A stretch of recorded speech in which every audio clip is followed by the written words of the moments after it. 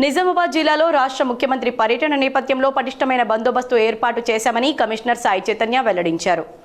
నిజామాబాద్ పట్టణంలో తెలంగాణ రాష్ట్ర ముఖ్యమంత్రి రేవంత్ రెడ్డి పర్యటన నేపథ్యంలో పటిష్టమైన బందోబస్తు ఏర్పాటు చేస్తున్నట్లు Nizamabad police commissioner P Sai Chaitanya తెలిపారు. ఈ నేపథ్యంలో నేడు ఉదయం శ్రావ్య గార్డెన్ యందు సిబ్బందితో తమ విధుల నిర్వహణ కోసము ఏ విధంగా నిర్వహించాలి అనే బ్రీఫింగ్ కార్యక్రమంలో పాల్గొన్నారు. ఈ సందర్భంగా పోలీస్ కమిషనర్ సాయి చైతన్య మాట్లాడుతూ ప్రతి సిబ్బంది తమ విధులను నిక్కచ్చిగా నిర్వహించాలని, సిబ్బందికి ఎలాంటి సమాచారం తెలిసినా త్వరితగతిన తమపై స్థాయి అధికారులకు తెలియజేయాలని, ప్రతి సిబ్బంది తమ డ్యూటీ స్థలం విడిచి ఎక్కడికి వెళ్లరాదని తెలియజేయడం జరిగింది.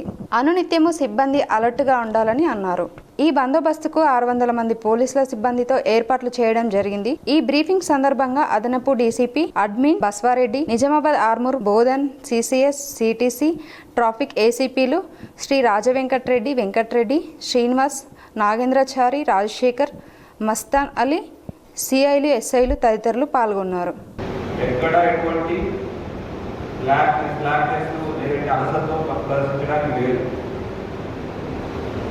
ఇంకొకటి చాలా రూట్లు మనకు ఒక సిటీలో 7-8 కిలోమీటర్ల దాకా వస్తుంది.